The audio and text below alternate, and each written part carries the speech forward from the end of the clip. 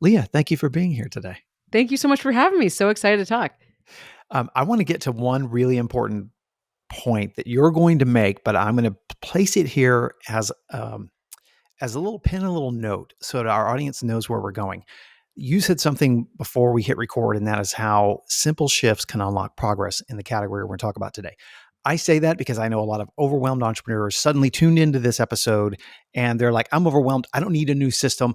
And we're going to get back to that topic right there. But before we get to it, can you share a little bit about your background and like why, where you come from, why, and how this became more important to you? Yeah, absolutely. So, my background is in driving team operations in the corporate world and primarily in tech, and working within product teams and helping both designers and engineers kind of figure out how to get their work done effectively. I kept noticing along the way that when work wasn't getting done, it was because things were too complicated. And it was because people weren't communicating. There was maybe too many systems and processes, and people, there wasn't a smooth flow of information. And so I was really on a mission to simplify things. And so that's where, this will come into play later in my story. And I also was really passionate about the interpersonal dynamics that were happening on teams. Now, when you work in tech and you're talking about interpersonal dynamics and coaching and mentoring and getting people talking, for many years, people said, "Oh, you should move into HR. This isn't product operations. This isn't Right. about getting work done." And I said, "Well, actually, I believe it's fundamental for how we get work done. It's not HR because it's not about policies and sort of regulations and legal stuff. It's really about the how." Yeah. And after, trying to simplify work and bring more clarity into how work gets done across, did this in Apple and Microsoft, Google, I really wanted to go out on my own and bring this to more kinds of teams and companies. Yeah. And in the last year and a half or so, I started diving in with smaller businesses and entrepreneurs and found that, you mentioned overwhelm. Well, a lot of times all of this stuff is resting on that business owner's shoulders to figure it Yeah. out. And, Yeah. the entrepreneur is the visionary. They're the what and the why. And I like to come in and support people on the how, Yes. because a lot of times I think we blame ourselves. I should know how to do this. I should figure this out. And actually, the how is a whole other skill set. And some people like doing it, like people like me. And so that's where I come in, is help simplify how work gets done so that you can bring your vision to life. This is probably not uncommon to a lot of industries, but there's been a fundamental shift in our industry. And that is that pre-pandemic, there was the sales and marketing role, or let's say sales role, was largely on the shoulders of a lone wolf salesperson type, right? Yeah. And then what happened is that technology grew, as clients grew, and as our clients changed, there became far more team dependent selling. And so no Yes. longer was there one sole person. So what that meant was communication became vitally important, working Yeah. together became vitally important, and more than one person is working with clients. So all that lead up to say, I think building a Yes. successful team is the hardest work a leader does. I mean, Yeah. landing clients is hard, running a business is hard, but building a solid team is probably the hardest thing I've ever done. Anyways, you cover Yeah. six primary areas that help create an unstoppable team, and for our limited time here, I'd love to touch on one particular area, but we can go any direction you want. And Yeah. that's how to empower your team to grow sales. Um, Yes. how big of a struggle is that with most leaders? Well, I think the struggle is more that it's not set as an expectation. And this is what I started to see working with more and more business owners with my signature program, the Ops Playbook, where we dive through and set up kind of lightweight processes and sort of working norms across these six dimensions. And one of them is priorities, and another one's expectations. And what I started to find was business owners would feel like, "Ah, I have the weight of growing the business and finding leads and business development and sales all on my shoulders. And I don't feel like I can do it anymore. I'm paying people a lot. I'm trying to create a great team. Why aren't they invested in the selling? Why don't my team members see that?" And the first question I'd always ask is, well, do they understand that's something that you even want them to be doing? Right. And it was really interesting because I was working with a CEO, business owner of a PR company, and she was expressing these things like, she's always out there going to conferences and doing the sales and running these trainings and things like that to bring in business. And she had two PR account managers that were really crushing it with clients. But as we talked through it, they had no idea that they could talk about sales, that they had a role in that. And so in working together, we set clear expectations on, hey, not only is it part of your job to, talk with the PR clients about, hey, 6 months from now, I have this idea, to kind of talk about forward looking work so they'd continue to, have a vested interest in working with you. But also, um, we set targets on, hey, so this is part of your job and you're going to be held to hitting this target of revenue, or kind of, bringing in these clients. And when we communicated that to her team, her two account managers brought in $13,000 of business like within 2 weeks or something ridiculous. Yeah. And it was such a wake up call that they did not want to do it. They just had no idea. Yeah. And so I think the big thing I say around turning your team members into, sales drivers and growing the business, they have to know that's an expectation of them. They have to have a clear target, and then you have to evaluate them on that, right? So another piece of this obstacle framework is performance, because a lot of times we ask people to do something like grow the business or build a great team culture or whatever, and then we're only evaluated on something that's like more on our job description. Like, it Right. doesn't connect. I'm like, Right. well, yeah, if I have time I'll grow the business, but I'm going to do this first. So Yeah. we have to rethink the evaluation and the incentives too. And when we do that, we set the clear priority with targets, we set clear expectations for each job, and then we set, we measure people on that, and we show them, hey, you are evaluated on those things. That's where you see that flywheel. And that's where each of your team members see their individual role in growing the business. You could not have shared a better example for this particular industry. It's the exact same story. The salesperson, let's say it's those two salespeople again. You have the owner out here going, "Why isn't anyone else carrying Yeah. the burden of new business on their shoulders with me? I feel like I'm the only one that's worried about this." The Yeah. two account reps, though, have been landing client or have clients they're working with. They're already clients working with, and they're growing those clients. So they're doing their job in the Yeah. sense of, right, I'm growing business, but it's with my existing client base.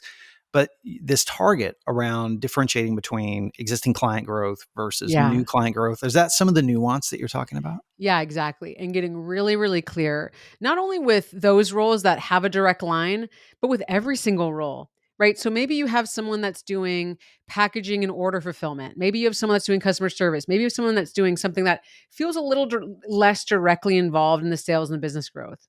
We want to connect every single role to how you grow the business, because you don't want to have some people that think, oh, that doesn't apply to me, right? So Right. everybody, we connect the dots. So let's say it's about packaging and shipping. When we say, hey, with all the competition around there with Amazon drone shipping you packages in 2 minutes, right? Like, Yes. we have responsibility to our customers to, to get things there on time. So your role as the person that's, doing fulfillment of orders, you are pivotal in client retention, you are Yep. pivotal in client satisfaction. And so you paint that picture for every single person. And then again, you set clear targets. So that's why when an order comes in, we have this SLA around it. Or that's why, we have this for customer service inquiries. That's why we have this process. Yeah. But it's all about connecting to what the bigger goal is of your company or team, so that people don't think that their job, like, well, yeah, this job, sure, they have a role in it, but I don't. That's where you start to lose the accountability. And I think Yeah. that's where people start to feel like, well, what's the point? They're not as motivated. But I Yeah. think when you feel bought in, you can really, you know, you feel fuel to help build that thing regardless of what the industry is. Yeah. Do managers and leaders struggle mostly with communicating this, mapping this, priorities, a tactical system? Like, what do you see the common challenge they're having when they get it, right? They understand that that's why our Yeah. warehouse folks exist, is to serve our clients. Yeah. Where do they struggle the most? Where does it break down? It's a great question. I think I would say all of those, but I think they all bubble up to communicating it. Like, I think it's in our minds. We're thinking about it every day. It's so obvious to us as the business owner, because we eat, breathe, sleep this. Right. And then for our teams, even if they really, really care, they're just not thinking about it as much as we are. And so I think it's that translation of what we're thinking and how do we bring it to life for our teams in a way that makes sense to them, that they're excited about. And actually, that's why I have coined the term for myself, the team whisperer, literally, because I was thinking, well, what am I actually doing here with teams? I'm translating, where there's communication gaps between business owners and teams. And when the business owner is so clear on the vision, or they've written it out and they're super, it's like so obvious, and your team members aren't bought in, that's a sign that there's more communicating you can do, more context setting, more clarity, more connecting the dots, that has to be done. It doesn't mean they're the wrong fit or they don't care. Yeah. There's so much we can do on, bringing to light communication before we make any judgments. And so what I like to do is figure out, well, once I've heard from the business owner, well, where are the teams confused? Are they, is it that they so let's say I think one thing that comes up a lot and definitely in larger companies, but any is like we we have too many priorities or I don't agree with the priorities. Well, that's that's very subjective. What does that really mean? Does it mean I don't see my role in them? I don't agree with them. Like, I don't want to do this. I don't like my job. Like there's so many things to unpack when someone is not on board that I Yeah. really like to dig through that and then again connect the dots back to, well, we're all on the same page. We all have the same goal. How are we going to get you to kind of be bought in along that way? Yeah. Let's go back to your comment that I loved about simplicity and making Yeah. this simple because you come from the technology world. So haven't even talked about this off mic, but you're likely very familiar with OKRs. Yes. In the traction book, they call them rocks and their priorities every Yeah. quarter. There are these systems and methodologies out there, and for some business owners, um, they can be obtuse or just hard to get your hands around, or they're complex and they're convoluted. Let's get back to that simplicity. Is Yeah. there, you have a whole book coming out about this, so we can't cover that in the next 20 minutes, but is there a foundation or a process, or what are like some baby steps for us to get going with this? Yeah, yeah. So what I like to ask myself is, what is the easiest way to get to this outcome? And I think, when anything feels complicated or, like budget approvals or like, expense reporting or really onboarding, whenever it's like, well, what is our objective? And this really became a quick story from when I was back at Google. I was managing a program manager that ran this product launch review and it was a 30-minute meeting and when I became the manager of the team I was supposed to take this on because the meeting was very contentious and no one wanted to go to it. It was seen as very complicated and I asked my team member, share more about this meeting, and she sent me a 35-page document detailing how to run this 30-minute meeting. And I said to her, like, okay, I'm not going to read the document. Write me a one pager saying what is the goal of the meeting, um, where are you getting stuck? That's all I wanna see. Yeah. And she said, "Okay." Well, she was kinda mad I didn't read the document, I'll tell you. Right. Like, I'll be honest, but Sure. yeah, Right. but I said, "You know what? You are losing people based on this, like, on this thing. Like, this is why it's confusing." And we said, "Okay, the goal is that we want people to review the product before it, gets implemented and customers see it. And the blocker is that individuals weren't entering their bugs in the tool." And I said, "Okay, well, that's very easy, right? That's an accountability thing." So Yeah. we said, okay, everyone that comes to this meeting is expected to enter their bugs, and we're not leaving the meeting until the bugs are entered. And when I started running it, that 30-minute meeting got down to 18 minutes because people Wow. wanted to go back to work. And Yes. it was like, hey, we had introduced all this complexity and what if this and what if that. And so I like to boil down to, what are our objectives and where are we getting stuck? Same thing, right? If you have a expense reporting or budget, like stuff like that gets really, complicated. I think setting a threshold, like any expense up to $500 or $1,000, I trust you, right? Like go for it. You don't have to ask me for approval. You're gonna be waiting. And then you say, okay, well, if it's over that, what are the categories where you need approval and who does it go to? And then boom, you're done. So I think really sort of boiling it down to kind of first principles is a Yeah. really helpful approach. Um, and then I apply that to the 6 areas that, I cover in my book and that are part of my framework, which is, onboarding, which means like, how do we get people set up for success from day one? It's, Right. we could do a bunch of stuff, but like, what is our objective is really that that person feels welcome and that person knows what success looks like, right? So like, that's kind of the foundation there. Priorities is another category we talk about. Not having too many, not being too vague, right? Those are my kind of those are the 2. Expectations, we don't wanna micromanage, but we don't wanna, have no idea. So let's say like, what are the kinda key working norms around getting things done? With work tracking, it's how do I know the capacity of people and the status of work? So Right. with work tracking, I say get rid of everything, all the complicated stuff in every system, just track those 2 things. That's gonna get you 80-90% of what you need. Yeah. So that's what I mean about simplicity and how I've reframed process and, I don't I just I try to make sure that everyone's getting the answers they need without setting up more. It's like, Yeah. where can we remove steps and kind of bring, shorten the distance between like thinking of something and making a decision and moving forward. Yeah. I have some insight into our industry. And so Yeah. anytime I see content like yours that's really amazing and simplified for folks, I see it through the lens of our industry, obviously. And Yeah. so one of the phrases that got my attention was turning your team into a profit making machine. I mean, it's just music to any Yeah. leader's ears who's in sort of a sales forward business. One of the buy-in is one of the hardest things. And Yeah. I have a hard question, hard because it's probably too dependent on circumstantial stories, but is it possible to motivate employees today who have no financial interest in the outcome? Or am I asking the wrong question? Is it more the question is, should we reframe how we look at our business and make sure that everyone is vested in some way? And I don't mean ownership as much as I mean Yeah. making sure people are vested. Yeah. Well, I think ownership actually, I like to talk about the ownership mindset, right? And I do think you can create buy in through that. And I see that as having personal accountability. And so when we set clear priorities, which I often equate with goals like, hey, this is our big goal for the year or for the next 6 months. Maybe it's a revenue goal or reaching this many customers. And we say, like we talked about a little bit ago, how every single job connects to that and why that job matters, right? So, we talked about, the fulfillment or the shipping thing or the warehouse, like why nobody in your team sees themselves as, sort of extraneous or like A team, B team. So that's one thing. And we've already touched on that. But I think there's also um investing in in your team members' interests in their, careers and things that kind of show I'm investing you like Mm. beyond this job Quid today. quid pro quo. Yeah. Yeah. Right. Like saying, hey, let's make some time. Maybe it's an hour a month. It doesn't have to be like, a ton, but like for professional development. Yeah, Find a training you want to go to or a conference. And maybe you pay for, one thing per year or whatever you have budget for, or you invest in, someone to host a workshop around something. Like yeah, sort of demonstrating an investment in people that's beyond just this job and shows them, I'm bought into and invest in you. I think that helps a lot.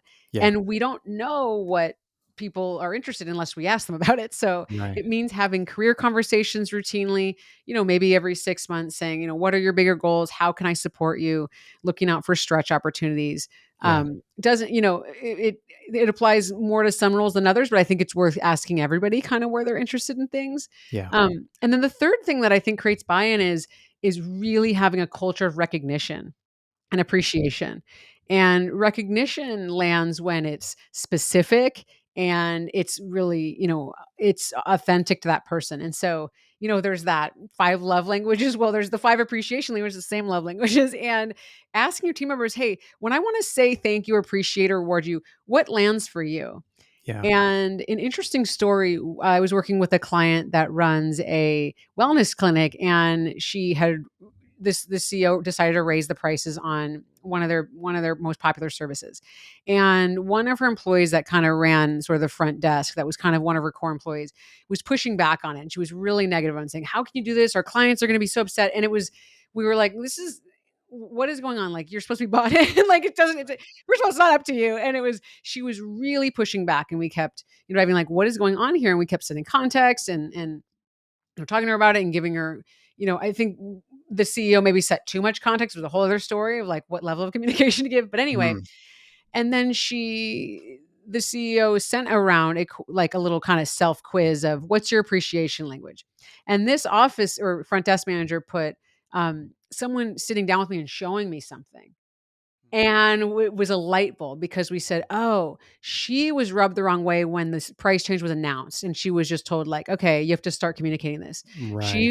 She wanted what would make her feel valued, and part of the process was, um, one of the managers sitting down with her and saying, "Hey, this is coming. I want to talk through it. What are your ideas?" And sort of bringing her along, not giving her maybe decision making power, but still like showing Yeah. her she's brought along the way. Right. And that was a big wake up call of okay, sometimes when people aren't bought in, it's because we haven't communicated in a way that works for them. Yeah. And so I always encourage folks to ask team members, what is your appreciation language? How do you want to be recognized? Yeah. And quick caveat, and I know people listening are going to say, I can't pay them more. I can't give them a raise. I can't give them a promotion. Right.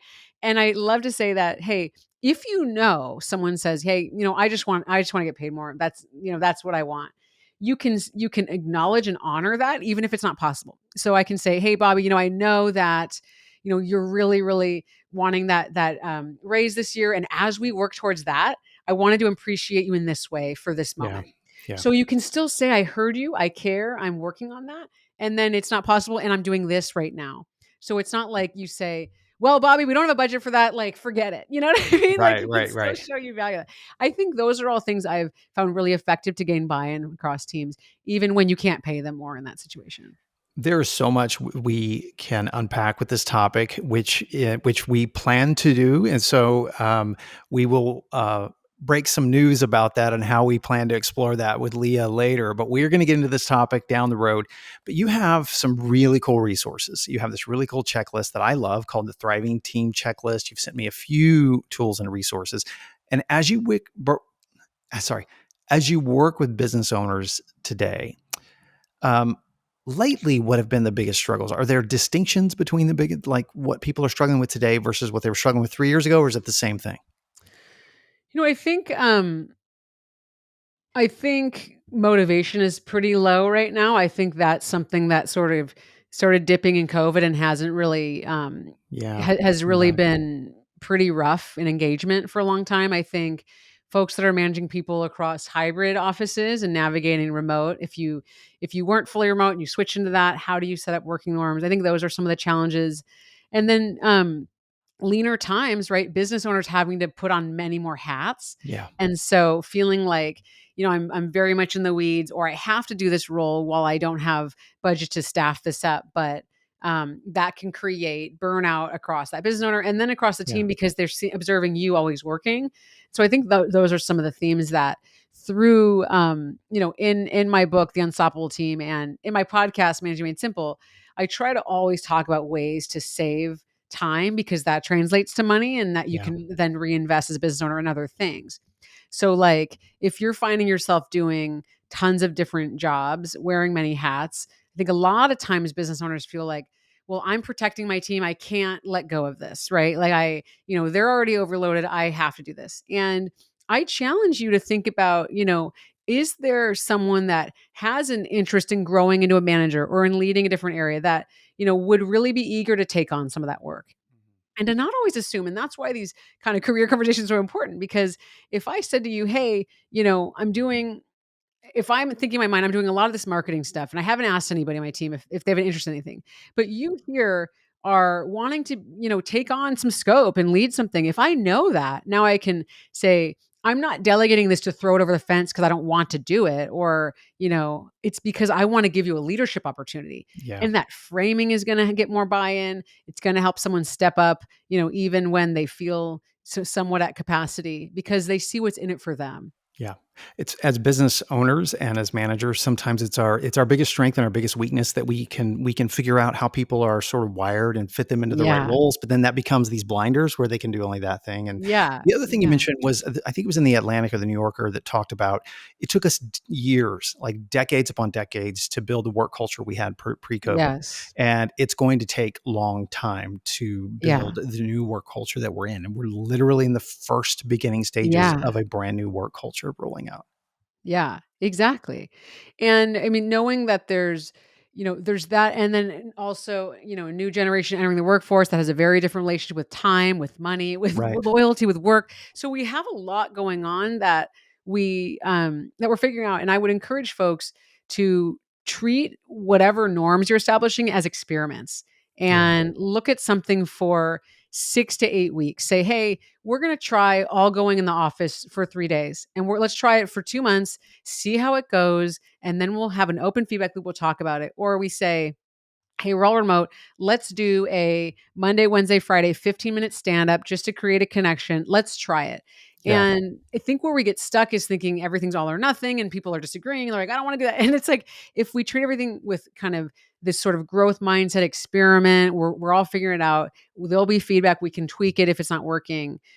That's going to help you establish some of these rhythms in this kind of remote hybrid distributed team situation where Yeah. we don't always know what works for everybody. That's fantastic. That we're going to end on that. That's phenomenal advice. Thank you so much, Leah. Thanks Thank for joining us you. today. The book is The Unstoppable Team. The podcast again, Leah, tell us the name of the podcast one more time. Is managing made simple?